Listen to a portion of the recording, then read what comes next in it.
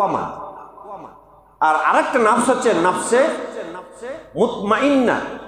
এই মুতমাইন্না হচ্ছে আপনার অন্তর আত্মা কোশ্চিন কালো খারাপের দিকে প্ররোচিত করতে পারবে না।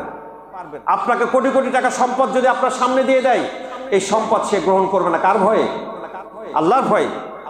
কঠিন শীতের রাত্রেও ফজর আজান দিয়েছে, আপনার ঘুম হবে না, আপনার মসজিদে গেলেই আপনি শান্তি পাবেন।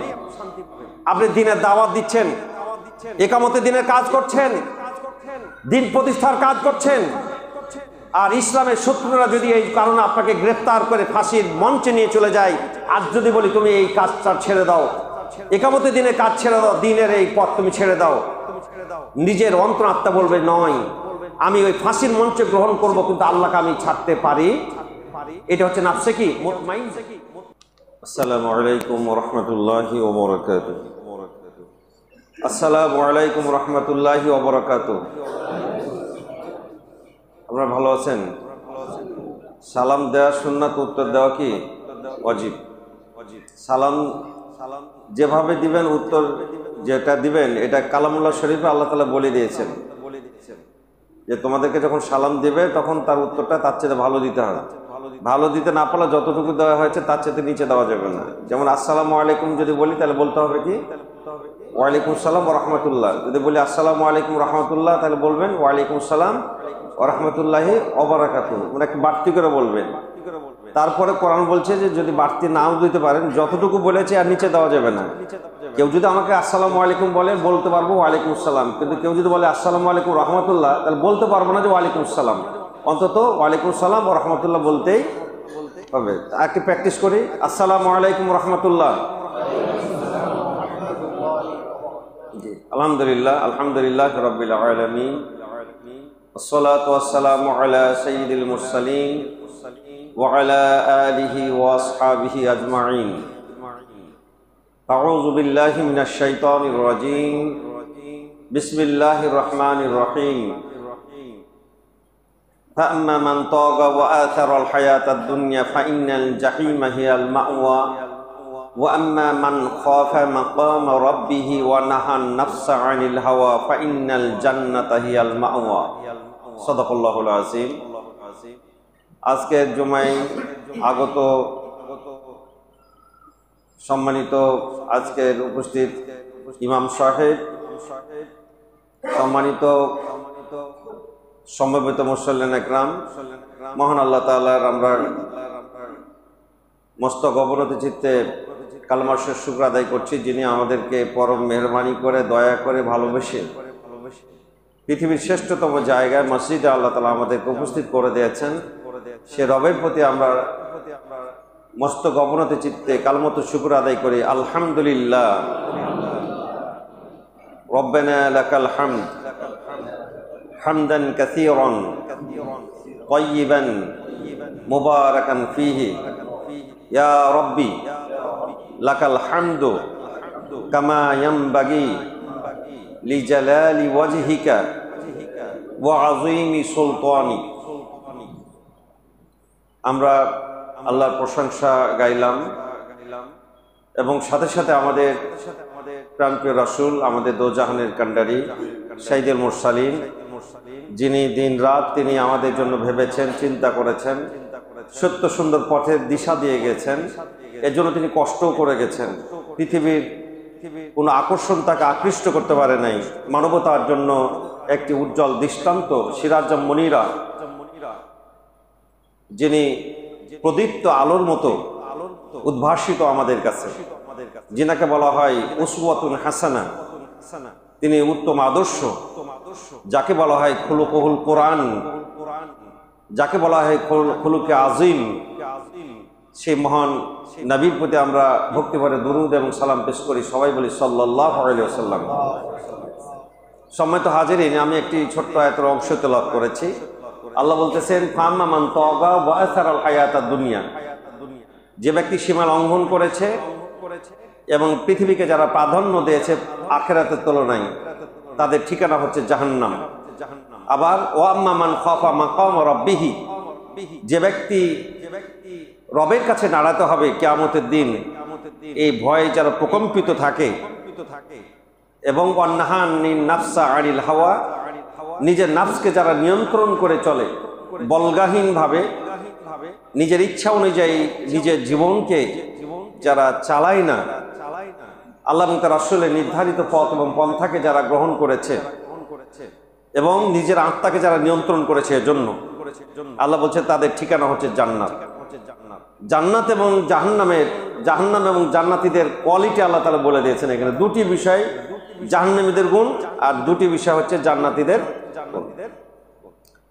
এক নম্বর হচ্ছে আমাদেরকে আল্লাহ বলতেছেন যে আল্লাহ সীমা লঙ্ঘন কাজ থেকে দূরে থাকতে হবে। একজন মানুষ পৃথিবীতে এসে নিজের ইচ্ছা মতো চলতে পারে না।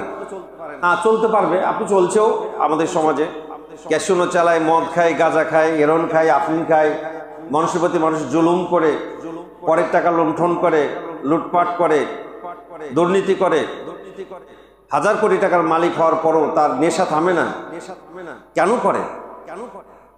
কেন করে? এর কারণটি হচ্ছে মানুষ এই পৃথিবীকে নিজের ইচ্ছা মতো, স্বাধীনতা মতো নিজে চলতে চায়, কারণ এটা হচ্ছে মানুষের ভালো লাগার জিনিস। কিন্তু একজন মুমিন সে জীবনকে নিজের ইচ্ছা মতো চালাতে পারে না। আল্লাহ যে খলাকাল মাউতা ওয়াল হায়াতা লিয়াবলুয়াকুম আইয়ুকুম আহসানু আমালা, এই জন্য আল্লাহ তাআলা একটা ফ্রেম দিয়ে দিয়েছে, যে ফ্রেমটা বলতেছে আমি তোমাদের আগে মৃত্যু সৃষ্টি করেছি। আমরা এখন মৃত্যুর জায়গায় আছি। যারা মারা গেছে তারা জীবনের জায়গায় চলে এসেছে, যারা বেঁচে আছি তারা কিন্তু এখন অবস্থান করছি কোন জায়গায়? উত্তর দেন, মৃত্যুর জায়গায় এখন আমরা আছি। আর যারা মারা গেছে ওরা জীবনের জায়গায় চলে এসেছে, মানে ওদের আর মৃত্যু হবে না। সুতরাং আল্লাহ বলছে আমি মৃত্যু আগে সৃষ্টি করেছি, একটা নির্দিষ্ট টাইম ফ্রেম দিয়ে দিয়েছি, ওয়াল হায়াতা এবং জীবন দিয়েছি। এখন মৃত্যু আগে ঠিক করে নিয়েছে, তারপর জীবন দিয়েছে। মনে করার সুযোগ নেই ওই জায়গাটা আমি ক্রস করতে পারবো, ওই জায়গাটা ক্রস করার মতো কারো ক্ষমতা নেই। ওমা কানা লিনাফসিন আন তামুতা ইল্লা বিইজনিল্লাহ কিতাবাম মুআজ্জালা, আমি একটা নির্দিষ্ট টাইম ফ্রেম দিয়ে দিয়েছি, এটা আবার লিখিত করে নিয়েছি। লিখিত, অলিখিত নয়। কেন এটা করেছে? একটু যাচাই বাছাই করে দেখতে চান যে এই সময়টুকুতে মানুষ কত ভালো আমল করে আসতে পারে, মানে ভালো আমল করারই সুযোগ দিয়েছে, খারাপ আমলের সুযোগ দেয় নাই মুমিনদের। আর যারা বলগাহীন ভাবে চলতে চায় সে চালাতে পারে। যারা বলগাহীন ভাবে চালাবে, নিয়ন্ত্রণের বাইরে চলে যাবে, এরা হচ্ছে তগা, এরা হচ্ছে সীমা লঙ্ঘনকারী। আর যার ভেতরে থাকবে সেটা হচ্ছে হুদুদ, মানে আল্লাহ সীমার মধ্যে চলা ব্যক্তি। আমাদের সমাজে তো দেখি যে কিছু লোক নিয়ম মেনে চলে আর কিছু লোক নিয়ম মেনে চলেন। আমেরিকাতে যান, রাত 2টার সময় যদি লাল বাতি জ্বলে তাহলে একজন ড্রাইভার সে গাড়ি ক্রস করতে পারবে না যতক্ষণ পর্যন্ত সবুজ বাতি না জ্বলবে। বলছে রাত 2টার সময় তো লোকজন কিছু নেই, ফাঁকা, কিন্তু সে ড্রাইভার গাড়ি চালাবে না, কারণ গাড়ি চালাইতে গেলে চলে যেতে পারবে, লোকজন কেউ নাই, কিন্তু সকালবেলা হলে ওকে কোর্টে অর্থদণ্ড দিয়ে আসতে হবে, কারণ সবকিছু কি রেকর্ড হয়ে যাচ্ছে, সব রেকর্ড হয়ে যাচ্ছে, না চললে সে গাড়ি চালাতে আর পারবে না। এই যে একটা ছোট্ট ভয়ের কারণে হয়তো দেখা যাচ্ছে 10,000, 20,000 বা 50,000 টাকা দিয়ে সে পার পেয়ে যাবে, কিন্তু ওই টাকার ভয়, অর্থদণ্ডের ভয় কিন্তু সে আর গাড়ি ক্রস করছে না। আর আমাদের সমাজে কি হয়, দেখা যাচ্ছে যে লাল বাতি টাল বাতি বললে কিছু নাই, হাত ধরে আছে, তারপরও ফাঁক ফুঁকে দিয়ে চলে যাচ্ছে। কিন্তু ওখানে যদি শাস্তি কঠিন হতো তাহলে যেত না। আল্লাহ তাআলা যে সীমা আছে, এই সীমা যদি লঙ্ঘন করে, এই জন্য আল্লাহ তাআলা জাহান্নাম নির্ধারিত করেছেন। আল্লাহ সীমার বাইরে যারা যাবে তারা হচ্ছে সীমা লঙ্ঘনকারী। সীমা লঙ্ঘনকারী হচ্ছে ফিরআউনের দলের লোক, কারণ আল্লাহ তাআলা নিজে বলছে ইজহাব ইলা ফিরআউনা ইন্নাহু তাগা, হে মুসা তুমি ফিরআউনের কাছে চলে যাও, কারণ সে হচ্ছে সীমা লঙ্ঘনকারী, কারণ সে বলেছে আমি রব, নাকি বলেন, সে প্রভুত্ব দাবি করেছে, সে সীমা লঙ্ঘনকারী। তো যারাই আল্লাহর এই নির্ধারিত পথ মত অনুযায়ী চলবে না, নিজের ইচ্ছা অনুযায়ী চলবে, এরা হচ্ছে ফিরআউনের দলের লোক। একজন জাহান্নামে যাওয়ার জন্য এটা হচ্ছে সবচেয়ে বড় গুণ, যে আল্লাহর নিয়ম এবং তার কানুনকে, তার আইনকে সে তোয়াক্কা করবে না, নিজের ইচ্ছা মতো সে চলবে। এই জন্য আল্লাহ বলতেছে কাইফা তাকফুরুনা বিল্লাহি ওয়া কুনতুম আমওয়াতান, তোমরা কেমন করে আল্লাহর অস্বীকার করতে পারো, আল্লাহর বিধানকে অমান্য করতে পারো, তোমরা তো ছিল মৃত্যু, আমাদের কোনো অস্তিত্ব ছিল না। অস্তিত্বহীন থেকে আল্লাহ তাআলা আমাদের মায়ের পেটে বাবা মায়ের মাধ্যমে আমাদের অস্তিত্বে নিয়ে আসছে। এই জন্য আল্লাহ বলছে তোমাদের কিভাবে তোমরা আমার সাথে কুফরি করতে পারো, নাফরমানি করতে পারো? তোমরা তো মৃত্যু ছিলে, সেখান থেকে আমি তোমাদের জীবন দিলাম, এরপরে আবার তোমাদের মৃত্যু দেব, মৃত্যু থেকে জীবন, জীবন থেকে কি মৃত্যু। সুম্মা ইলাইহি তুরজাউন। আর যদি সুযোগ থাকতো যে এত কিছু করার পরও আর আমাদেরকে রবের কাছে যেতে হবে না, কিন্তু আল্লাহ বলছে আবার তোমাদের আমার কাছে ফিরে আসতে হবে। ফিরে এসে তোমাদের জীবনের প্রত্যেকটা মুহূর্তের হিসেব আমি আল্লাহ আমার কাছে তোমাদের দিতে হবে।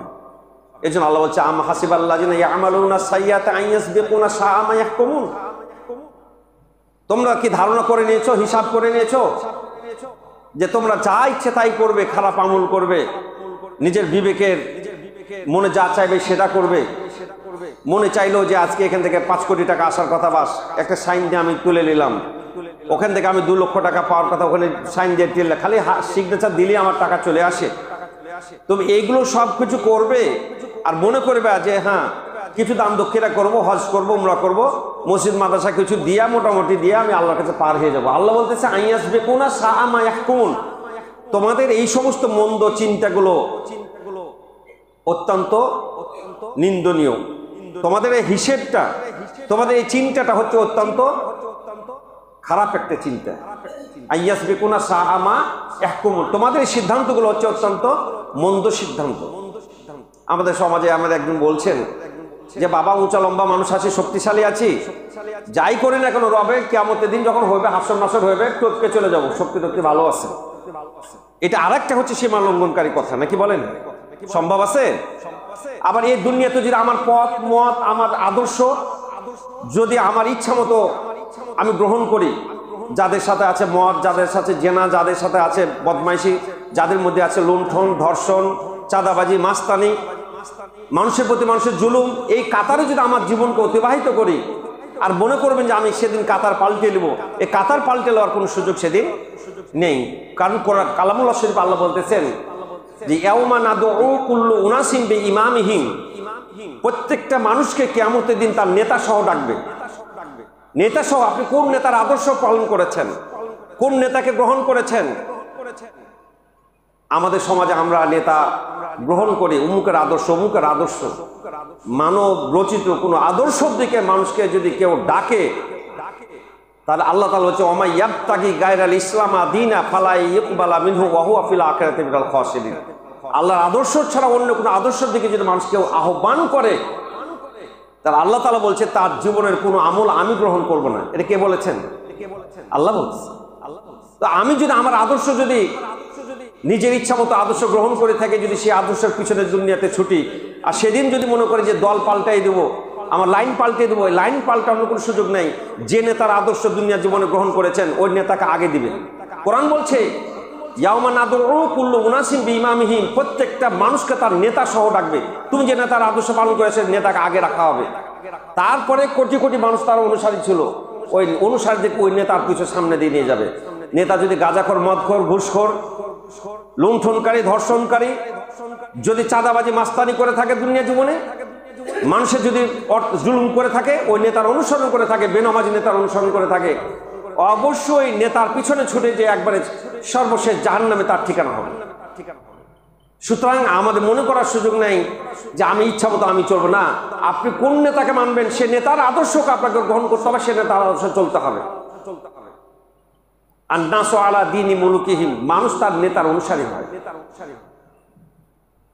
মানুষ তার নেতার অনুসারে, নেতৃত্ব যেদিকে যাবে গোটা মানুষ সেদিকে যাবে। ইঞ্জিন যেদিকে ইঞ্জিন পরিচালিত করবে, ড্রাইভার যেদিকে নিয়ে যাবে, বগিগুলোকে সেভাবে যেতেই হবে, আপনার ইচ্ছা হোক আর অনিচ্ছা হোক। আমার যদি গাড়ি ড্রাইভার যদি আমাকে নিয়ে চলে যায় চট্টগ্রামের দিকে, আর আপনি যদি মনে করেন আমি সোনা মসজিদে যাবো চাপাই থেকে, জীবনও কোনোদিন আপনি সোনা মসজিদে যেতে পারবেন না। কারণ ড্রাইভার একক হলো, যদি আমি 50টা যাত্রী পেছন দিকে থাকে, ও যাত্রীর কোনো হাত নাই, ড্রাইভার যেদিকে নিয়ে যাবে সেদিকে আপনাকে আমাকে যেতে হবে। সুতরাং সীমার ক্ষেত্রে যারা লঙ্ঘনের কাজে থাকবে, আল্লাহ বলতেছেন এদের ঠিকানা হচ্ছে জাহান্নাম। আর 2 নম্বর হচ্ছে ওয়াসারাল হায়াতুদ দুনিয়া, যারা দুনিয়াকে প্রাধান্য দিবে আখিরাতের তুলনায়। দুনিয়াকে যারা প্রাধান্য দিবে আখিরাতের তুলনায়। এখন দুনিয়া প্রাধান্য কিভাবে বুঝবো? আমি বুঝবো যে নামাজ আজান হয়ে গেছে, তখন আবার কাজ আরো বাড়ছে, যে না কাজটা সেরে নামাজ পড়বো, ইচ্ছা মতো পড়বো। নামাজ আমাদের ভিতরে এরকম নামাজি আছে, নামাজ ৫ পড়ে কিন্তু ইচ্ছা অনুযায়ী পড়ে। ঠিক আছে, ১:১০ নামাজ বা একটা নামাজ ২:৩০ পর্যন্ত পড়া যাবে, পড়ে নিও পরে, এখন তো ব্যস্ত আছে, কাজটা সেরে নি না। আল্লাহু আকবার, আল্লাহ বড়। এই আল্লাহর বড়ত্ব রাখার পরে আল্লাহ বলতেছেন হাইয়ালাস সালাহ, নামাজের দিকে চলে আসো, হাইয়ালাল ফালাহ, কল্যাণের দিকে আসো। আর ওই সময়তে শয়তান বলে যে তোমার কাজটা শেষ করে নাও না কেন। আমি যদি ওখানে আমার কাজটাকে বড় করে দেখি, তাহলে আপনি দুনিয়াকে প্রাধান্য দিলেন। আর কিছু লোক আছে নামাজের ধারে ধারে না, আর কিছু লোক আছে আরে কি আছে নামাজ বা ডন কেয়ার, এটা হচ্ছে কুফরি। সুতরাং আমাদের খেয়াল করতে হবে যে আমার এই দুনিয়ার আকর্ষণ যাতে আমার পেয়ে না বসে। কারণ আল্লাহ তাআলা সূরা আল ইমরান আল্লাহ বলেছে যুইয়িনা লিন-নাসি হুব্বুশ শাহাওয়াতি মিনান নিসা, সবচেয়ে মানুষকে আকৃষ্ট করে নারী সমাজ। নারীর জন্য আজকে আমাদের সমাজে অনেক কিছু ঘটনা ঘটে। নারীর জন্য জীবন দেয়, নারীর জন্য অর্থ কালেকশন করে, নারীর জন্য দুর্নীতি করে, নারীর জন্য আপনার মানে চাঁদাবাজি করে, মাস্তানি করে। আবার আমাদের সমাজে কিছু নারী আছে বলে যে তোমার একই সমান একই দরের লোক, তোমার একই পরিবার, দেখেছে তোমার ওই বন্ধু একই চাকরি করো, ওই গাড়ি কিনতে পেরেছে, ফ্রিজ কিনতে পেরেছে, টিভি কিনতে পেরেছে, অমুক কিছু করে, তোমার তো কিছু মুরাদ হয় না। মানে স্ত্রী আবার তাকে বিভ্রান্ত করার চেষ্টা করে, আর আমরা গায়ে নিয়ে নিই না। সফলতা কোথায়? আপনার জীবনের সফলতা ফামান যুহজিহা আনিন নার ওয়া উদখিলাল জান্নাত ফাকাদ ফাজ। জীবনের সফলতা হচ্ছে আপনি যদি জাহান্নাম থেকে বাঁচতে পারেন, আর আপনি যদি জান্নাত পেয়ে যান, এটাই হচ্ছে সবচেয়ে বড় সফলতা। আর আমরা সফলতা দেখি দুনিয়া থেকে এমপি, মন্ত্রী, প্রেসিডেন্ট, প্রধানমন্ত্রী, ডিসি, এসপি, ওসি, এটা হতে পেরেছে, কয়টা বাড়ি হতে পেরেছে, কয়টা গাড়ি হতে পেরেছে, এটাই সফলতা খুঁজি। আল্লাহ রসুল কয়টা গাড়ি রেখে গেছেন? আল্লাহ রসুল যখন তিনি ইন্তেকাল করেন, আল্লাহ রসুল যখন ইন্তেকাল করলেন, তার আগ মুহূর্তে হযরত ওমর যাচ্ছেন রাসূল সাল্লাল্লাহু আলাইহি ওয়াসাল্লামের দরবারে, বাড়িতে ঢুকতেছেন, দেখতেছে আল্লাহ রসুলের একটা যে পানি রাখার যে একটা সুরাই, একটা কাছে পড়ে আছে, পাশে একটা ঘটি, একটা বাটি একটা পড়ে আছে, কিছু নেই, খাবারও নেই। রাসূল সাল্লাল্লাহু আলাইহি ওয়াসাল্লাম যে বিছানা শুয়ে আছে, যে দড়ির খাটলে শুয়ে আছেন, চাটাইতে শুয়েছিলেন, চাটায় দাগ আল্লাহ রসুলের পিঠে লেগে আছে। আল্লাহ রসুল তিনি যদি মনে করতেন যে গোটা পৃথিবীটা সোনা হয়ে যাও, সাথে সাথে সোনা হয়ে যাবে, আল্লাহ রসুল যে কামনা করেননি। সফলতা কোথায় সেটা আমরা খুঁজি না। কদ আফলাহাল মুমিনুন, সফলতা হচ্ছে প্রকৃত ঈমানের মাধ্যমে। ঈমানের যদি ব্যারোমিটারে দেখেন, তাহলে সাহাবা একরামরা ছিলেন ব্যারোমিটারে সবচেয়ে উঁচু মানের ঈমানদার। হযরত বেলাল রাদিয়াল্লাহু তাআলা আনহু সেই সমাজে ছিলেন যে সবচেয়ে হচ্ছে গরিব এবং সমাজে সবচেয়ে অবহেলিত ব্যক্তি ছিলেন। তিনি কৃতদাস ছিলেন। আমাদের সমাজে একটা ফকিরেরও দাম আছে, কিন্তু সে সমাজে হযরত বেলালের সেটুকু দাম ছিল না, কারণ সে হচ্ছে কৃতদাস। কৃতদাস দাম কিছুই ছিল না সমাজে মানুষ হিসেবে। কিন্তু আল্লাহ রসুল যখন তিনি মেরাজ থেকে ঘুরে আসলেন, আসার পরে বেলালকে বলতেছেন, বেলাল আমাকে যখন আল্লাহ রাব্বুল আলামিন মেরাজের রাত্রে আমাকে নিয়ে গেলেন, আরশে আজিমে নিয়ে গেলেন, আমাকে জান্নাত দেখালেন।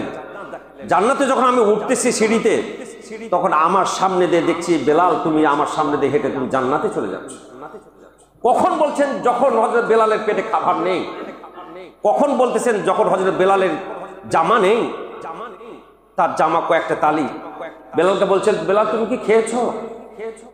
বেলালের চোখ দিয়ে ধর ধর করে পানি পড়ছে। বলছে রাসূলুল্লাহ আমি কালকে থেকে কিছু খাইনি, আমি কালকে থেকে কিছু খাইনি। কেউ না বুঝতে পারলেও রাসূল আকরাম সাল্লাল্লাহু আলাইহি ওয়াসাল্লাম তিনি বুঝতে পারতেন। সফলতা কোথায়? আমরা খুঁজি কোথায় সফলতা? মানুষের জীবনে পৃথিবীতে সবচেয়ে আমাকে বিভ্রান্ত করে নারীদের আকর্ষণ, যুইনা লিন-নাস। তবে এটা মনে করার সুযোগ নাই যে আপনার স্ত্রীকে এখন থেকে আর দেখতে পারবেন না। নাউজুবিল্লাহ, নিজের স্ত্রীকে ভালোবাসবেন। আল্লাহ রাসূল বলতেন সবচেয়ে আমি 3টা জিনিসকে ভালোবাসতাম। আমি আমার স্ত্রীকে সবচেয়ে বেশি ভালোবাসতাম, সুগন্ধি ভালোবাসতাম, নামাজকে আমি বেশি ভালোবাসতাম। সেটা ভালোবাসতে হবে, কিন্তু ভালোবাসার অর্থ এটা নয় যে আপনার ইচ্ছা অনুযায়ী আপনি ইনকাম করবেন, আপনি সম্পদ করবেন। সম্পদ অর্জন করা এটা অবৈধ না, কিন্তু পেরেশানি হয়ে সম্পদ অর্জনের পিছনে ছুটা, দিন থেকে সরে দেওয়া, এটা হচ্ছে জাহান্নামে যাওয়ার অন্যতম লক্ষণ। কারণ আল্লাহ বলতেছেন ওয়াসারাল হায়াতাদ দুনিয়া ফাইনাল জাহিমা হিয়াল মাওয়া, যারা দুনিয়াকে প্রাধান্য দেয় এরা হচ্ছে জাহান্নামের ঠিকানা। এটা কোরআন বলতেছে। ওয়াল বানিন, সন্তানেদের আকর্ষণ, এটা আমাদেরকে বিভ্রান্ত করে। সম্পদকে ছেলের জন্য এত বাড়ি রাখতে হবে, এত টাকা রাখতে হবে, ছেলে পেলেকে এরকম প্রতিষ্ঠিত করতে হবে, নাহলে জীবন ছুটে যাচ্ছে। কিন্তু আপনার নামাজ ছুটে যাচ্ছে, আপনার রোজা ছুটে যাচ্ছে, আল্লাহ দিনের পথে আপনার কাজ ছুটে যাচ্ছে। একামতের দিনের কাজ নাই, আল্লাহ দিন প্রতিষ্ঠার জন্য অর্থ সম্পদ আপনি দিতে পারছেন না, আপনার ভিতরে কোনো পেরেশানি নেই, কিন্তু আপনার সন্তানটা ভালো বিশেষে চাকরি পায়নি, অথবা ভালো চাকরি পাচ্ছে না, ভালো লেখাপড়া করতে পারছে না, আপনার পেরেশানি শেষ নাই, দিন রাত শুধুমাত্র আমি ছুটে চলছি। হ্যাঁ, আপনার ছেলেকে মানুষ করবেন, ভালো করবেন, এটা অসুবিধা নেই, কিন্তু আমি আখিরাতকে বাদ দিয়ে আমি দুনিয়াকে পাওয়ার জন্য এটা জাহান্নামে যাওয়ার এটা হচ্ছে রাস্তা। প্রয়োভার আমার আরেকটা দুটো জিনিস বলেছেন আল্লাহ তাআলা, ওয়া আম্মা মান খাফা মাকাম রাব্বিহি, এটা হচ্ছে জাহান্নামে যাওয়াদের ঠিকানা। একটা হচ্ছে যারা সীমা লঙ্ঘন করে চলবে, আর 2 নম্বর হচ্ছে যারা এই দুনিয়াকে প্রাধান্য দিবে, তাদের ঠিকানা আল ফাইনাল জাহিমা হিয়াল মাওয়া, তাদের ঠিকানা হচ্ছে জাহান্নাম। জান্নাতীদের কোয়ালিটি দুটা, একটা হচ্ছে যে যারা আল্লাহর সামনে দাঁড়াতে হবে, ও আম্মা মান খাফা মাকাম রাব্বিহি, রবের সাথে আমাকে দাঁড়াতে হবে, ওয়ান্নাহা আনিন নাফসা আনিল হাওয়া, যারা রবের সাথে দাঁড়াতে হবে, কাছে দাঁড়াতে হবে, এটাকে যারা ভয় করে চলে। এবং 2 নম্বর হচ্ছে যারা নিজের নাফসকে নিয়ন্ত্রণ করে, এদের ঠিকানা ফাইনাল জান্নাতা হিয়াল মাওয়া, তাদের ঠিকানা হচ্ছে জান্নাত। কেন দুটা জিনিস করেছেন? এর মধ্যে দুনিয়ার সব আছে। আপনি আল্লাহকে যদি ভয় করে থাকে, পরকালীন আযাবকে যদি ভয় করে থাকে, তার দ্বারা কোনো দুর্নীতি হবে না, তার দ্বারা অপরের হক নষ্ট করা হবে না, সে বেনামাজি হতে পারে না, সে মানুষের সম্পদ থেকে লুণ্ঠন করে খেতে পারে না, চাঁদাবাজি করতে পারে না, জুলুম করতে পারে না, পিতামাতার হক নষ্ট করতে পারে না, আত্মীয়র হক নষ্ট করতে পারে না, ছেঁচামিচা করে আপনার জমি জাল করতেও পারবে না। মানে একটা ঠিক তো গোটা পৃথিবীর সবকিছু ঠিক। এর জন্য আল্লাহ তাআলা মোটা দাগে বলে দিয়েছেন রবের সাথে দাঁড়াতে হবে। এটাকে যারা মনে করে তার সব কাজ পরিচালনা করে, এদের ঠিকানা হচ্ছে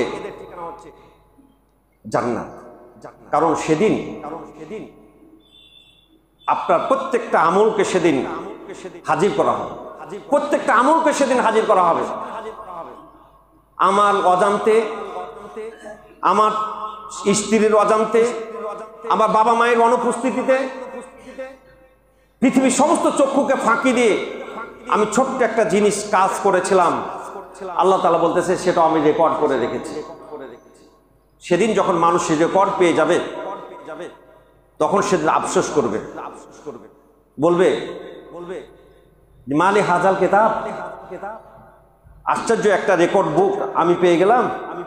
লা ইউগাদিরু সগীরাতাও ওয়ালা কাবীরাতান ইল্লা হাসাহা, একটা ছোট্ট জিনিসকে আল্লাহ তুমি বাদ দাও নাই, আর বড় জিনিস তো বাদ নাই। সেদিন তারা আফসোস করে বলবে ইয়া লাইতানি কুনতু তুরাবা, আমরা যদি মাটি হয়ে যেতাম তাহলে আমার হিসাব হতো না।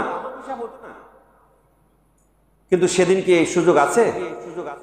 সেদিন মানুষকে বলবে যে তোমার হিসাব তুমি ইকরা কিতাবাকা, তোমার হিসাব তুমি পড়ো। যে আমলনামাটা দিয়ে দিবে প্রত্যেকটা মানুষকে, এই আমলনামা মানুষকে পড়তে বলবে। এখন বলবে যে ওই ভাষাটা কি বাংলা থাকবে, না হিন্দি থাকবে, না আরবি থাকবে, না উর্দু থাকবে, কোন ভাষায় লেখা থাকবে? প্রত্যেকটা মানুষকে যে রেকর্ড বুক দিয়ে দিবে, আপনার আমলনামা দিয়ে দিবে, গলায় ঝুলিয়ে দিবে, এটা কিন্তু থাকবে আরবিতে লেখা। আর মানুষকে বলে তুমি পড়ো, বলে যে আমি তো আরবিও জানি না, বাংলাও জানি না, বা ইংরেজি জানি না। ধরেন একটা কথা, তাহলে আমি কিভাবে পড়বো? না, প্রত্যেকটা মানুষ সেদিন তার আমলনামা পড়তে পারবে, বুঝতে পারবে। সেদিন আমলনামা যখন দিয়ে দিবে, তখন বলবে যে আল্লাহ ছোট জিনিসও বাদ দাও নাই, মালি হাজাল কিতাব লা ইউগাদিরু সগীরাতাও ওয়ালা কাবীরাতান ইল্লা হাসাহা, ছোট জিনিসও বাদ দাও নাই, বড় জিনিসও বাদ দাও নাই। সেদিন মানুষ শুধু আফসোস করবে, লাউ কুন্না নাসমাউ আও নাআকিলু মা কুন্না ফি আসহাবিস সাঈর, দুনিয়ার জীবনে যদি আমরা এগুলো শুনতাম, মানতাম, পালন করতাম, সে আদর্শকে গ্রহণ করতাম, তাহলে তো আজকে আমি বেঁচে যেতাম। আলেম ওলামা বলেছে, জাতির যারা কর্ণধর তারা আহ্বান করেছেন, কিন্তু তাদের কথা কিন্তু আমরা শুনে আসিনি। এজন্য বলা হয়েছে কিয়ামতের দিন জাহান্নামীদের জাহান্নামে যাওয়ার 4টি কারণ থাকবে। একটা হচ্ছে লাম নাকু মিনাল মুসল্লিন, আমরা নামাজি ছিলাম না। নামাজ পড়লেই নামাজি হওয়া যায় না, নামাজ পড়তে হবে। রাসূল বলেছেন সল্লু কামা রাআইতুমুনি উসাল্লি, নামাজ পড়ো যেমনি ভাবে আমাকে নামাজ পড়তে দেখছো। আমার ইচ্ছা মতো আমি নামাজ পড়লে এই নামাজ কবুল হবে না। সূরা মাউনে ক্লিয়ারলি আল্লাহ বলে দিয়েছেন ফাওয়াইলুল লিল মুসাল্লিন, নামাজীদের জন্য ধ্বংস। বেনামাজির ধ্বংসের কথা বলেনি, নামাজীর জন্য ধ্বংস। ফাওয়াইলুল লিল মুসাল্লিন আল্লাযীনা হুম আন সালাতিহিম সাহুন, যারা নামাজে শিথিলতা প্রদর্শন করে। শিথিলতা মানে কি? নামাজ পড়তেছে অন্যদিকে খেয়াল, নামাজ পড়তেছে দাড়ি খেয়াল করছে, নামাজ পড়ছে ঘড়ির দিকে তাকায়, নামাজ পড়তেছে ডাইনে বামে তাকায়, কে আসলো যাইলো এই দিকে তাকায়। এটা করি না, আমরা করি না বলে। যারা শিথিলতা প্রদর্শন করেন এদের জন্য আল্লাহ ধ্বংস ডেকেছেন। এবং যারা লোক দেখানো নামাজ পড়ে, আমাদের সমাজে দেখা যায় মেয়ের শ্বশুর এসেছে, ছেলের শ্বশুর নামাজ পড়ে না, মেয়ের শ্বশুর এসছে ছেলের শ্বশুর বাড়িতে, বিয়ে এসছে, নামাজি মানুষ। আমি যদি নামাজ না যাই কেমন করে হয়? কোন হালে নামাজ গেল, পড়লো 2-3 ওয়াক্ত, মানে চাপে পড়ে বা বিভিন্ন হাতে বসে নামাজ পড়ে, অথবা লোক দেখানো নামাজ পড়ে। এই লোক দেখানো যারা নামাজ পড়ে এদের জন্য আল্লাহ তাআলা ধ্বংস ডেকেছে। আল্লাহ তাআলা বলছে কদ আফলাহাল মুমিনুন আল্লাযীনা হুম ফি সালাতিহিম খাশিউন। আপনি যদি সফলতা চান তাহলে আল্লাহর ভয় নামাজ পড়তে হবে, নামাজ ভয় নিশ্চিত নামাজ পড়তে হবে। যেভাবে নামাজ পড়লে আল্লাহ খুশি হবে, আন তা'বুদুল্লাহ কান্নাকা তারাহু ফাইল্লাম তাকুন তারাহু ফাইন্নাহু ইয়ারাক, এমন ভাবে তুমি ইবাদত করো যেন আল্লাহ আমাকে দেখতেছে। আর আল্লাহ যদি আমাকে দেখছেন এটা মনে না হয় তাহলে আমি আল্লাহকে দেখতেছি। সুতরাং এটা মনে করে নামাজ পড়তে হবে। এই নামাজ যদি হয়, আর যদি মনে হয় এই নামাজটা হচ্ছে আমার জীবনের শেষ নামাজ, আমি হয়তো পরের ওয়াক্ত নামাজ নাও হইতে পারি। আমাদের তো সমাজে এরকম আছে, জোহর নামাজ পড়ে গেছে, আসর নামাজ তার ভাগ্যের নসিবে উঠে নেয়। এই জুম্মার নামাজ পড়েছে, পরের জুম্মার নামাজ নসিবে হয় নাই। এ বছরের রোজাতে নামাজ মসজিদে একই সাথে পড়েছে, পরের বছরের রোজা তার নসিবে জুটে নাই। এরকম আছে না? যদি কেউ মনে করে যে আমার জীবনের শেষ নামাজ এটা, তাহলে তার সেজদাটা কেমন হবে বলেন? আমি আর আসবো না, এটা আমার জীবনের শেষ নামাজ এই মনে করে যদি সেজদা করে, তাহলে তার সেজদা হবে মধুরের সেজদা। তার সেজদা হবে, সেজদা দেওয়ার সাথে সাথে চোখে পানি আসবে। মানুষের জীবনে সবচেয়ে শান্তির জায়গা হচ্ছে নামাজ। একজন মুমিন ব্যক্তির শান্তির জায়গা হচ্ছে নামাজ। এক যুদ্ধে রাসূল সাল্লাল্লাহু আলাইহি ওয়াসাল্লাম যুদ্ধ করে চলে যাচ্ছেন, রাত হয়ে গেছে গভীর। আল্লাহ রাসূল বললেন সাহাবায়ে কেরামদের যে তোমরা ঘুমিয়ে যাও, আমরা ঘুমিয়ে যাই। 2 সাহাবীকে বললেন যে তুমি একটা পাহারা দাও, যাতে করে কাফেররা কোনো সময় আক্রমণ না করে বসে। 2 সাহাবীর মধ্যে এক সাহাবীকে বলতেছেন আপনি ঘুমিয়ে যান, আমি একাই জেগে থাকি। আল্লাহ রাসূল ঘুমাচ্ছেন, সাহাবায়ে কেরামরা ঘুমাচ্ছেন। 2 জন সাহাবীর মধ্যে একজনকে ঘুমাই দিলেন। ওই একজন চিন্তা করলে আমি বসে থেকে কি করে নামাজ শুরু করি। তিনি ওযু করে নামাজ শুরু করেছেন, আর উপর থেকে তীর ছোড়া শুরু করেছে। বুঝে লেছে যেখানে মুহাম্মদ সাল্লাল্লাহু আলাইহি ওয়াসাল্লাম সহ সাহাবীরা আছে, তখন কাফেররা তীর মারা শুরু করছে। ওই সাহাবী তিনি বলছেন যে ওই মুহূর্তে আমার গায়ে তীরগুলো লাগছে, কারণ আমি দাঁড়িয়ে আছি। দাঁড়িয়ে থাকলে কি শুয়ে থাকার উপরে তীর লাগবে? কি দাঁড়িয়ে যে থাকবে তার গায়ে তীর লাগবে। সাহাবী বলতেছেন যে আমার গায়ে তীর লাগা শুরু হলো। তীর লাগতেছে, কিন্তু নামাজে এত মধু, এত মজা, এত মজা, তীর লাগতেছে, মনে চাই না যে আমি নামাজ ছেড়ে দিই। সুবহানাল্লাহ, মন চাই না যে আমি নামাজ ছেড়ে দিই। সে নামাজটা তাদের কি মেরাজ ছিল। একজন মুমিনের নামাজ হবে মেরাজ। হযরত মুসা আলাইহিস সালাম একবার আল্লাহকে বলতেছে, আল্লাহ তোমার সাথে তো কথা আমি অনেক বলি, কিন্তু আমার মতো কি কেউ কথা বলে তোমার সাথে? আল্লাহ বলছে যে মুসা তোমার সাথে আমার কথা হয়, 70,000 নূরের পর্দার ব্যারিকেড থাকে, কিন্তু আমার শেষ নবীর উম্মত যারা আসবে তাদের একটা মুহূর্ত আছে, যে মুহূর্ত তার সাথে আমার কোনো হেজাব বা পর্দা থাকে না। সেটা হচ্ছে নামাজ। নামাজে যখন সেজদায় কেউ চলে যায়, একজন মুমিন ব্যক্তি যখন সেজদায় চলে যায়, তখন আল্লাহর সাথে বান্দার কোনো হেজাব বা পর্দা থাকে না। আল্লাহ বলছেন তখন সরাসরি আমার দিদার হয়ে যায়। আপনার মনের ব্যথা আছে, আপনি যে ব্যথাটা সারানোর জন্য পৃথিবীর কোনো মাধ্যম আপনি খুঁজে পাবেন না। একাকিত্বে রাত 3টা 4টার সময় উঠে একটু অজু করে 4 রাকাত নামাজ পড়েন, রবের কাছে একটু হাত তুলে দোয়া করেন, আল্লাহ আমার কেউ পারছে না, তুমি আমার এই অসুখটা ভালো করে দাও, আমার অনেক দাহ আছে, অনেক ব্যথা আছে, আমি এখানে সমস্যাগ্রস্ত, তুমি আমাকে মাফ করে দাও। সেজদায় চলে যে এগুলো বলেন, সেজদায় চলে যে সুবহানাল্লাহ সুবহান রাব্বিল আলা এগুলো বলতে হয়। আপনি এটা বলবেন, আপনি যদি বাংলাতেও বলে যে আল্লাহ তুমি আমাকে মাফ করো, আমাকে অসুখ ভালো করে দাও, আমি অভাবগ্রস্ত, আমাকে অভাব দূর করে দাও, আমার ছেলেটা দুরারোগ্য অসুস্থ, আমার ছেলেটাকে তুমি ভালো করে দাও। আপনি বাংলাতে সব আল্লাহর কাছে চাইবেন, মনে যা চাওয়া আপনি সেজদায় চলে যান, আধা ঘন্টা 20 মিনিট 15 মিনিট ধরে আপনি সেজদায় আপনি যা চাইবেন, ওই সময়টুকুতে আপনি যা চাইবেন অন্তর থেকে যদি চোখের পানি ফেলে আল্লাহর কাছে চাইতে পারেন, আপনার চোখের পানি পড়ে শেষ হবে না, তার আগে কিন্তু আল্লাহ তাআলা কবুল করে দেবেন। আমরা তো সেইগুলো খুঁজি না, মধু পাই না, মজা পাই না। সাহাবায়ে কেরামরা নামাজ পড়তেন, পিলার মনে করে পাখি পর্যন্ত, ফাঁকা জায়গাতে পাখি পর্যন্ত তার মাথায় বসে যেত। একটা পিলার পেয়েছি, পিলার মানে কি, তার ডানে, সুবহানাল্লাহ, সেটা তো আমাদের মধ্যে নেই। এই জন্য আল্লাহ বলতেছেন যে যারা আল্লাহকে ভয় করে পৃথিবীর সব কাজ চালাবে, নিজের নাফসকে নিয়ন্ত্রণ করবে। নিজের নাফস, 2 নম্বর হচ্ছে কি, নিজের নাফসকে নিয়ন্ত্রণ করবে। পৃথিবীতে যত মানুষ অকাম কুকাম খারাপ কাজ করে, তার মূল হচ্ছে নিজের নাফস বা নিজের প্রবৃত্তি। এই প্রবৃত্তি এমন একটা জিনিস যা আপনার প্রত্যেকটা মানুষকে এই পৃথিবীর আকর্ষণ তার মধ্যে সৃষ্টি করে। যদি বলেন যে ভাই একটু চলেন আল্লাহর দ্বীনের পথে একটু দাওয়াতি কাজে বের হই, ইসলাম আন্দোলনের একটু কাজে বের হই, কোরআন হাদিসের দিকে মানুষকে আহ্বান করবেন, চলেন একটা দাওয়াতি গ্রুপে বের হই, সাপ্তাহিক যে কোরআন প্রশিক্ষণের প্রোগ্রামগুলো হয় এগুলো একটু বসি, তখন কিন্তু দেখবেন শয়তান কিন্তু তখন তার ভিতরে একটা বিভ্রান্ত সৃষ্টি করে দেয়, বলে যে না তুমি বলো যে আমি এখন ব্যস্ত আছি, পরে এটা দেখবো। কি না তো ভাই, বাড়ি একটা চলছে, বাড়ির কাজটা একটু হয়ে যাক, বাড়ির কাজটা একটু হয়ে যাক, খুব ব্যস্ত আছি।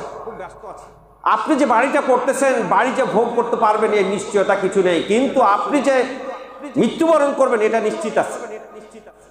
কিন্তু আমি ওই বাড়ি করার নিমিত্তে আমি দেখবেন যে ওই ভালো কাজগুলো থেকে আমি দূরে থাকতেছি।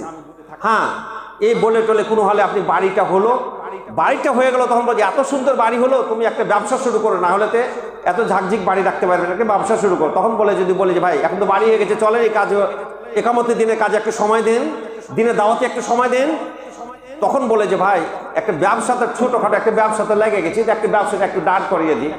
শয়তান দেখেন একটা পরপর আর একটা, আচ্ছা ব্যবসাতে লাগলেন, দাঁড় করার লেগে বলে যে একটু শুরু করি, ছেলেবেলা ডাল ভাতের সমান, ডাল ভাত করতে করতে যখন 10-20 লাখ টাকার মালিক হলো, তখন বলছে ওতে 1 কোটি টাকার মালিক, আমি একটু না হলে কেমন হয়। তখন যখন বলি যে ভাই ব্যবসাটা একটু গোছিয়ে নি, তখন গোছিয়ে নি, তখন 1 কোটি টাকার মালিক হয়ে গেল। তখন কইলো যে 1 কোটি টাকা তাহলে একটা গাড়ি একটা কিনে, গাড়ি কেনার পর তখন আর ব্যবসা বাইরে চলেছে। ওই যে ভাই এত ঝামেলা পড়ে গেছি, ব্যবসাটা এমন সময় পাই না যে ভাই একটু ব্যবসাটা আর একটু আগ গেলে, করতে করতে করতে করতে হঠাৎ করে যখন আপনার সব কিছু আয়োজন শেষ, হঠাৎ করে তখন আপনার ডাক চলে আসবে পৃথিবী থেকে চলে যেতে। কারণ শয়তান আপনার প্রত্যেকটা পড়তে পড়তে আপনাকে কাজ ধরে দিবে, কাজ ধরে দিবে। আপনাকে মনে করতে হবে না আমি কিছুই দেখবো না, আমার আগে আখিরাত, আগে আখিরাত আমাকে। রাসূল সাল্লাল্লাহু আলাইহি ওয়াসাল্লাম বলছেন, আল কাইসু মান দানা নাফসাহু ওয়া আমিলা লিমা বাদাল মাউত। সবচেয়ে বড় বুদ্ধিমান হচ্ছে তিনি যিনি নিজের আত্মপর্যালোচনা করে কাজ করেন এবং ওয়া আমিলা লিমা বাদাল মাউত, আখিরাতে যেটা লাভ সে লাভের জন্য যারা কাজ করে। আমার হিসাব দেখতে হবে আখিরাতের হিসাব, আখিরাতের যে হিসাব, কত বড় একটা জায়গা। আল্লাহ বলতেছেন ইয়া আইয়ুহাল্লাযিনা আমানু তাকুল্লাহ, হে ঈমানদারগণ তোমরা আল্লাহকে ভয় করো, ওয়াল তানজুর নাফসু মা কদ্দামাত লিগাদ, আগামী দিনের জন্য তুমি কি রেডি করছো সেটা কি তুমি খেয়াল করে দেখেছো? আগামী দিন বলতে কি? আখিরাত। যে আখিরাতের শুরু আছে তার শেষ নেই। রাসূল সাল্লাল্লাহু আলাইহি সাল্লাম বলছেন আখিরাতের সময়সীমাটা এত লম্বা যে গোটা পৃথিবীকে যদি সরিষার দানা দিয়ে ভর্তি করে দেওয়া হয় আকাশ পর্যন্ত, আর একটা কবিতর্ক যদি বলা হয় যে 50,000 বছর পর পর একটা সরিষার দানা খাবে, রাসূল সাল্লাল্লাহু আলাইহি ওয়াসাল্লাম বলছেন এই পৃথিবী ভরা এই সরিষার দানা একদিন শেষ হওয়ার সম্ভাবনা আছে, কিন্তু আখিরাতের জীবনে শেষ হওয়ার সম্ভাবনা নেই। সেই জায়গাটাকে সমৃদ্ধিতার জন্য আমাদের ভূমিকা রাখতে হবে, এই নাফসকে নিয়ন্ত্রণ করতে হবে। নাফসের 3টে স্টেজ আছে। নাফসের কয়টা স্টেজ? একটা হচ্ছে নাফসে আম্মারা। নাফসে আম্মারা মানে হচ্ছে আপনাকে সব সময় খারাপের প্রলোভন দেখাবে। ইন্না নাফসাল্লাতি লাআম্মারাতা বিসসু, এই নাফস মানুষকে সব সময় খারাপের দিকে নির্দেশ করবে, নির্দেশ করে এ না এই কাজটা তোমাকে করতেই হবে, এই কাজ না করলে তো তোমার এই শেষ ওই শেষ এইটা সেটা, আপনার পৃথিবীকে আপনাকে রংচং করে দেখাবে, আপনি ওটার পিছনে ছুটবে। এই নাফস, এটাকে বলা হয় নাফসে আম্মারা। আপনার 2 কোটি টাকা ঘুষ খাইতে তার কষ্ট হবে না। একজন মানুষকে হত্যা করে তার সম্পত্তি ভোগ করার জন্য বাপকে খুন করা, মাকে খুন করা, ভাইকে খুন করে সমস্ত সম্পত্তির মালিক হওয়ার জন্য তার হাত কাঁপবে না, অন্তর কাঁপবে না। এটা হচ্ছে নাফসে আম্মারা, এটা সরাসরি শয়তান। 2 হচ্ছে নাফসে লাওয়ামা, এটা হচ্ছে মানুষ ভুল করলে নাফস একটু বাধা দেয় যে তুমি ফজর নামাজটা নামাজ তো পড়ো, ফজর নামাজটা তোমার পড়া হলো না, না পড়ার লাগে মনে একটু খারাপ লাগে। অথবা একটা মিথ্যা কথা বলেছে, এই মিথ্যা কথা বলার কারণে তখন তার মধ্যে হয় যে আমার কাজটা ভালো হলো না, মিথ্যা কথা হয়ে গেছে। মানে অনুশোচনা যার আছে খারাপ কাজ করার পরে, এটাকে বলা হয়েছে কি নাফসে লাওয়ামা। আর আরেকটা নাফস হচ্ছে নাফসে মুতমাইন্না। এই মুতমাইন্না হচ্ছে আপনার অন্তর আত্মা কোশ্চেন কালো খারাপের দিকে প্ররোচিত করতে পারবে না। আপনাকে কোটি কোটি টাকা সম্পদ যদি আপনার সামনে দিয়ে দেয়, এই সম্পদ সে গ্রহণ করবে না। কার ভয়ে? আল্লাহর ভয়ে। কঠিন শীতের রাত্রেও ফজর আজান দিয়েছে, আপনার ঘুম হবে না, আপনার মসজিদে গেলেই আপনি শান্তি পাবেন। আপনি দিনের দাওয়াত দিচ্ছেন, একামতে দিনের কাজ করছেন, দিন প্রতিষ্ঠার কাজ করছেন, আর ইসলামের শত্রুরা যদি এই কারণে আপনাকে গ্রেফতার করে ফাঁসির মঞ্চে নিয়ে চলে যায়, আজ যদি বলি তুমি এই কাজটা ছেড়ে দাও, একামতে দিনের কাজ ছেড়ে দাও, দিনের এই পথ তুমি ছেড়ে দাও, নিজের অন্তরাত্মা বলবে নয়, আমি ওই ফাঁসির মঞ্চে গ্রহণ করব, কিন্তু আল্লাহকে আমি ছাড়তে পারি। এটা হচ্ছে নাফসে কি মুতমাইন্না। আমরা দেখেছি হযরতে খুবাইব রাদিয়াল্লাহু তাআলা আনহু একদিনের দাওয়াতের জন্য পাঠিয়েছিলেন। পাঠিয়ে দেওয়ার পরে কুফরি যারা করে তাই সমস্ত কুফরি শক্তি তাকে গ্রেফতার করে নিয়ে যে তখন তার হাত কেটে নিয়েছে, আর এক পা কেটে নিবে। তাকে বলা হচ্ছে তুমি বলে দাও আমি রাসূলকে ছেড়ে দিলাম, রাসূলকে তোমাকে গালি দাও, রাসূল পথ ছেড়ে দাও, তোমাকে আমরা এখানে মুক্ত করে দিচ্ছি। হাত কেটে নিচ্ছে, পা কেটে নিচ্ছে, তারপরও তার স্পন্দন আছে, তার হুঁশ আছে, সে বলে দিচ্ছে। শুধু তাই নয়, রাসূলকে একটু গালি দেওয়ার বিনিময়ে যদি আমাকে ছেড়ে দেওয়া হয়, আমি সেটা মেনে নেব না। আমাকে টুকরো টুকরো করে যদি আমাকে পৃথিবী থেকে বিদায় করা হয়, তবুও আমি এ পথ থেকে এক চুল পরিমাণ আমি সেটা নড়ব না, এখান থেকে সরে যাব না। এটা হচ্ছে নাফসে মুতমাইন। 1000 কোটি টাকা তার সামনে দিল, সেটার দিকে তার চোখ পড়বে না। এই জন্য আল্লাহ বলছি আইয়ুহান নাফসুল মুতমাইন্না তুরজিই ইলা রাব্বিকি রাদিয়াতাম মারদিয়া ফাদখুলি ফি ইবাদি ওয়াদখুলিল জান্নাতি। নাফসে মুতমাইন্না, এদেরকে আল্লাহ আহ্বান করে যে তোমরা আসো, তোমরা নেক বান্দাদের মধ্যে প্রবেশ করো এবং তোমরা জান্নাতে চলে যাও। ওয়াদখুলিল জান্নাত, তোমরা কি জান্নাতে প্রবেশ করো। অন্তরাত্মাটাকে আমাকে সেদিকে আমাকে নিয়ন্ত্রণ করতে হবে, যেটা আল্লাহ পছন্দ করে, পছন্দশীল জিনিসের প্রতি আমাদেরকে নিয়ে যেতে হবে। একটা হাদিস বলে আমি শেষ করব।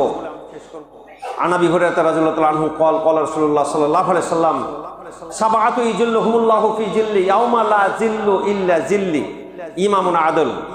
আল্লাহ রাসূল বলছেন, হযরত আবু হুরায়রা রাদিয়াল্লাহু তাআলা থেকে হাদিসটি বর্ণিত, কিয়ামতের দিন 7 শ্রেণীর লোক আল্লাহর আরশে ছায়া দান করবেন। কয় শ্রেণী? 7 শ্রেণী আল্লাহর আরশে ছায়া পাবেন। তার মধ্যে প্রথম শ্রেণী হচ্ছে ইমামুল আদল। একজন ন্যায় পরায়ণ শাসককে আল্লাহ তাআলা সেদিন আরশে ছায়া দান করবেন। কারণ একজন ন্যায়পরায়ণ শাসক, রাষ্ট্রপতি হোক, প্রধানমন্ত্রী হোক, প্রেসিডেন্ট হোক, সেই মন্ত্রী হোক, এমপি হোক, ডিসি হোক, এসপি হোক, ম্যাজিস্ট্রেট হোক, জজ হোক, যে কোনো পর্যায়ের একজন ন্যায় বিচারক শাসক যিনি হবেন, যিনি ডান বামে না তাকিয়ে যিনি বিচার ফাইসালা করবেন, মানুষকে শান্তি দিবেন, ইনসাফের উপর যিনি থাকবেন, একজন ন্যায়পরের শাসককে আল্লাহ তাআলা কে দিন সেদিন আরশে ছায়া দান করবেন। এই হিসাবে যদি ধরেন তাহলে আমাদের সমাজে আমাদের শাসকগণ হচ্ছে সবচেয়ে বড় শোষক। যারা যত বড় শোষক তারা তত বড় বড় কর্মকর্তা। আমাদের সচিব থেকে শুরু করে নিম্নে একজন প্রশাসনিক কর্মকর্তা পর্যন্ত প্রত্যেকটা জায়গাতে মানুষের অশান্তির মূল কারণটি হচ্ছে তারা আল্লাহকে ভয় করে কোনো কাজ করে না করার কারণে মানুষ সবচেয়ে বঞ্চিত এবং শোষিত। আজও পর্যন্ত আমরা যদি হিসাব করি এই বাংলাদেশে 54টা বছরে এই মানুষ, আমরা যারা আজকে নির্যাতিত হয়েছে, মানুষ গরিবরা আরো গরিব হয়ে গেছে, মূল কারণটি হচ্ছে আমাদের অসৎ নেতৃত্ব। অসৎ নেতৃত্বের কারণেই কিন্তু আমাদের সমাজ পেছন দিকে চলে যাচ্ছে, হাজার হাজার কোটি টাকা লোপাট হচ্ছে, তাদের মধ্যে আল্লাহর ভয় নেই। এর জন্য আল্লাহ রাসূল বলতেছেন যারা ন্যায়পরায়ণ শাসক হবে এদেরকে আল্লাহ তাআলা আরশে ছায়া দান করবেন। 2 নম্বর হচ্ছে অসাব্বু নাশাফি ফি ইবাদাতিল্লাহ, যৌবনকালকে যারা আল্লাহ দ্বীনের পথে কাটিয়েছে। যৌবন বলতে শুধু যুবক না, এটা মেয়েরাও আছে। যৌবনকালকে যারা আল্লাহ দ্বীনের পথে কাটাবে, আল্লাহ রাসূল বলতেছেন 5টি প্রশ্ন উত্তর দেওয়া ছাড়া কোনো মানুষকে সেদিন নড়তে দেবে না। তার মধ্যে সারা জীবনের হিসাব দিতে হবে। সারা জীবনের হিসাব দেওয়ার পরে 2 নম্বর যেটা প্রশ্ন হবে, তোমার যৌবনকালকে তুমি কিভাবে কাটিয়েছো। কারণ মা ইয়ালফিজু মিন কাউলিন ইল্লা লাদাইহি রাকিবুন আতীদ, মানুষ এমন কোনো কথা বলে না যে কথাটা আল্লাহ তাআলা রেকর্ড করে রাখে না। মানে প্রত্যেকটা কথা এবং কাজ রেকর্ড হয়ে যাচ্ছে। ইয়াউমাইজিন তুহাদ্দিসু আখবারহা বিআন্না রাব্বাকা আওহালাহা, সেদিন মাটিকে পর্যন্ত কথা বলতে বলবে যে মাটি তুমি কথা বলো। তোমার এই জমিনে চলে আল্লাহর নাফরমানি করেছে না আল্লাহর পক্ষে মানুষকে দাওয়াত দিয়েছে। তোমার এই জমিনে চলাচল করে তাফসীর মাহফিল বন্ধ করেছে না তাফসীর মাহফিল করেছে। এই তোমার জমিনের উপর চলাচল করে যারা দিনের দাওয়াত দিয়েছে, যারা ইকামতে দিনের কাজটি করেছে, তাদেরকে ওই সমস্ত ব্যক্তিবর্গ নিয়ে যে ফাঁসিতে দিয়েছে না তাদেরকে ফাঁসি থেকে মুক্ত করেছে। এই সব কিছু কিন্তু মাটি সেদিন কথা বলবে, ফাঁকি দেওয়ার সুযোগ নেই। এখন সুযোগ আছে, আমি ক্ষমতায় আছি, আমি পাওয়ারে আছি, আমি আমার জায়গায়, আমি সমৃদ্ধতার জায়গা আমরা আছি, আমাদেরকে কেউ ধরতে পারবে না। কিন্তু কিয়ামতের দিন প্রত্যেকটা মানুষকে সেদিন উলঙ্গ করে দেওয়া হবে। মাটি সেদিন কথা বলবে। আপনি রাতের অন্ধকারে জাল করার জন্য আপনি গেছেন মানুষের কাছে, ওই মাটি সেদিন বলে দিবে যে আমি সাক্ষী দিচ্ছি এই ব্যক্তিটি আমার উপর দিয়ে চলে উমুকের জমি জাল করেছে। সেদিন আপনাকে উলঙ্গ করে দেওয়া। সুতরাং আমাদের সময় থাকতে যৌবনকালে যারা এখানে যুবক ছেলেরা আছে, আমি বলবো এটা হিসাব আলাদা হবে। এই জন্য যৌবনকালকে আল্লাহ দ্বীনের পথে আমাদের কাটাতে হবে। আলহামদুলিল্লাহ একটা পরিবেশ আসছে বাংলাদেশে। আমি মিজানুর রহমান আজহারী সাহেব একটা প্ল্যাটফর্ম তৈরি করে রেখেছেন বাংলাদেশে। আজকে যুবক শ্রেণী ইসলামের দিকে আসছেন নাকি বলেন? আজকে যাত্রাপালা বলেন, আলকাপ বলেন, সার্কাস বলেন, ড্যান্সের বলেন, ডিজে পার্টি বলেন, এগুলো সব আজ বিলুপ্তর পথে। কারণ যুবকরা আজকে কোরআনের দিকে চলে আসছে। আলহামদুলিল্লাহ এই যুবকদেরকে বলবে তোমরা আসো, আরো কোরআনের দিকে আসো। যত কোরআনের দিকে আসবা এই সমাজ তত দূষণমুক্ত হবে, সমাজ থেকে শয়তান পালিয়ে যাবে। ঢাকা বিশ্ববিদ্যালয় তার প্রমাণ। ঢাকা বিশ্ববিদ্যালয় ইসলামের উপর ছেড়ে দিয়েছে, আজকে সেখানে তাফসীর মাহফিল হচ্ছে, সেখানে সিরাত মাহফিল হচ্ছে, সেখানে দার্সে কোরআন হয়। অথচ নিষিদ্ধ ছিল কোরআন হাদিস রাখা ঢাকা বিশ্ববিদ্যালয়ে। ঢাকা বিশ্ববিদ্যালয়ে কেউ কোরআন হাদিস রাখতে পারবে না কোনো ছেলে মেয়ে, কারণ ধরলেই তাকে টর্চার ছেলে নিয়ে মেরে ফেলছে। কিন্তু সেখানে আজকে প্রত্যেকটা টেবিলে এখন কোরআন হাদিস শোভা পাচ্ছে। মসজিদগুলোতে এসি করে দিয়েছে, প্রত্যেকটা ছেলে মেয়েকে আজকে তাদের সিট বরাদ্দ দিয়ে দেওয়া হয়েছে, চেয়ার টেবিলের ব্যবস্থা করে দিয়েছে। আলহামদুলিল্লাহ, কারণ ভালো ছেলেদের হাতে আজকে ঢাকা ইউনিভার্সিটি চলে এসেছে। সবচেয়ে মেধাবী ছাত্ররা ঢাকা বিশ্ববিদ্যালয়ের 40,000 ছেলে মেয়ে আছে ঢাকা বিশ্ববিদ্যালয়, যারা বাংলাদেশের সবচেয়ে মেধাবী, যারা সচিব হয়, যারা ডিসি হয়, যারা এসপি হয়, সবগুলো আলহামদুলিল্লাহ। 3 নম্বর আরো সে ছায়া পাবে, 3 নম্বর শ্রেণী, সেটা হচ্ছে ওয়ারাজুলুন কলবুহু মুআল্লাকাতুন বিল মাসাজিদ, যার অন্তর আত্মাটা মসজিদের সাথে লেগে থাকে। নামাজ পড়েছে জোহরের, আসরের নামাজ মসজিদে পড়বে এই জন্য যারা ব্যাকুল থাকে, আসরের নামাজ হচ্ছে মাগরিবের নামাজ পড়ার জন্য যারা ব্যাকুল থাকে, এক কথায় মসজিদের সাথে যদি অন্তরটা লেগে থাকে, তাহলে আল্লাহ রাসূল বলতেছেন তাকে আমি আরশে ছায়া দান করব। 4র্থ নাম হচ্ছে ওয়ারাজুলান তাহাব্বান ফিল্লাহি ইজতামানা আলাইহি ওয়া তাফারাকান আলাইহি, যা দুজন ব্যক্তি যদি পরস্পরকে ভালোবাসে আল্লাহর উদ্দেশ্যে, আর যদি পৃথক হয়ে যায় তাও আল্লাহর উদ্দেশ্যে, তাহলে এই 2 ব্যক্তিকে আল্লাহ তাআলা আরশে ছায়া দান করবে। আর মহব্বত হবে আল্লাহর উদ্দেশ্যে। মানা হাব্বালিল্লাহ ওয়া আবগাজালিল্লাহ ওয়া আতাওয়ালিল্লাহ ওয়া মানা আলিল্লাহি ফাকাদ ইস্তাকমালাল ঈমান, যারা আল্লাহর উদ্দেশ্যে ভালোবাসলো, আল্লাহর উদ্দেশ্যে শত্রুতা রাখলো, আল্লাহর উদ্দেশ্যে কাউকে কিছু দিল, আল্লাহর উদ্দেশ্যে কাউকে কিছু দেওয়া থেকে দূরে থাকলো, সে ব্যক্তি ঈমানের পুরা করলো। ভালোবাসা হবে আল্লাহর উদ্দেশ্যে, দান হবে আল্লাহর উদ্দেশ্যে। একটা কানা করিয়ে দেব না ইসলাম বিরোধী কোনো কাজ।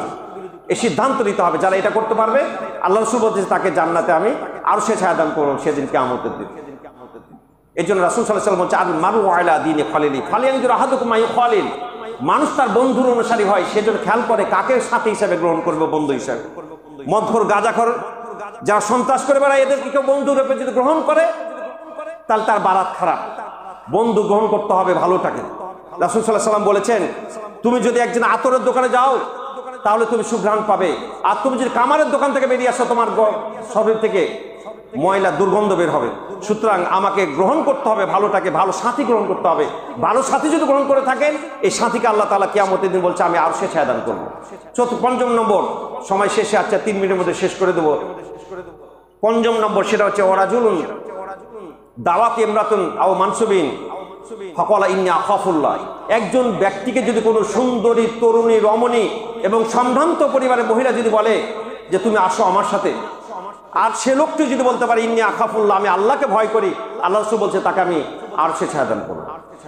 ষষ্ঠ নম্বর যেটা সেটা হচ্ছে ওয়ারাজুলুন তাসাদ্দাকা বিসাদাকা ফাআখফাহা হাত্তা লা তা'লামা বিশিমালিহি মা তুনফিকু বিয়ামিনিহি। যদি ডান হাতে দান করে বাম হাতে না জানতে পারে এমন দান যদি কেউ করে, গোপনে দান করে, আল্লাহ রাসূল বলছে তাকে আমি জান্নাতে আরশে ছায়া দান, কিয়ামতের দিন আমি আরশে ছায়া দান করব। এবং সর্বশেষ যেটা সেটা হচ্ছে ওরাজুলানে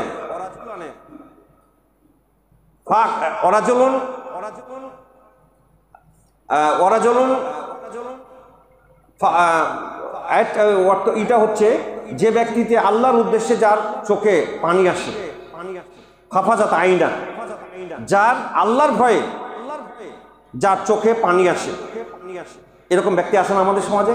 আল্লাহর ভয় হলে তার চোখে পানি আসে। এই 7 শ্রেণীর লোক আল্লাহর কিয়ামতের দিন আল্লাহ আরশে ছায়া দান করবে। তাই আসুন আমি আপনাদের সামনে যে বিষয়গুলো উল্লেখ করেছি, আমার মূল প্রতিপাদ্য বিষয় হচ্ছে সত্যিকার অর্থে আমরা সফল কারা? সফল যারা ব্যক্তি আল্লাহ জাহান্নাম থেকে বাঁচবে, আল্লাহ জান্নাত পাবে, সেই প্রকৃত সফল ব্যক্তি। কি আমরা সফল হতে চাই না? আমরা যদি সফল হতে চাই তাহলে যা কথাগুলো বলেছি আমার ব্যক্তিগত কোনো কথা নয়, সবগুলো হচ্ছে কোরআন এবং হাদিস থেকে বলার চেষ্টা করেছি। আল্লাহ আমাদের সবাইকে সেই পথে কবুল করুন। বিশেষ করে আমরা যেভাবে একই সাথে চলাফেরা করতেছি কিয়ামতের দিন যাতে করে আমরা একই সাথে আমরা যেন সম্মিলিতভাবে সবাই মিলে যাতে করে আল্লাহ সে জান্নাতে আমরা যেতে পারি। আল্লাহ আমাদের সেই তৌফিক দান করুন। ওমা তৌফিক ইল্লা বিল্লাহ। আসসালামু আলাইকুম ওয়া রাহমাতুল্লাহি ওয়া বারাকাতুহু।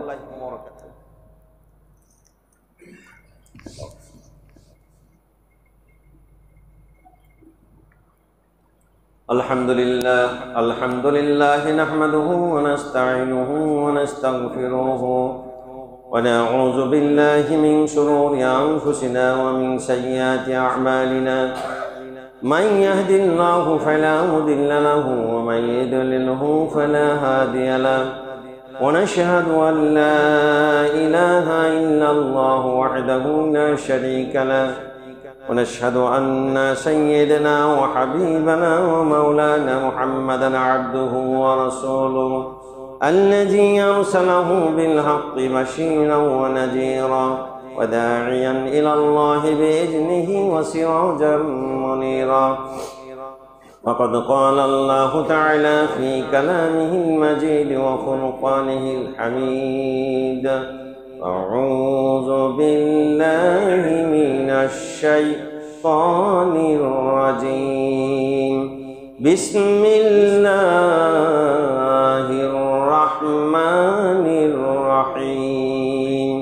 يا أيها الذين آمنوا إذا نودي للصلاة من يوم الجمعة فاسعوا إلى ذكر الله وذروا البيع ذلكم خير لكم إن كنتم تعلمون.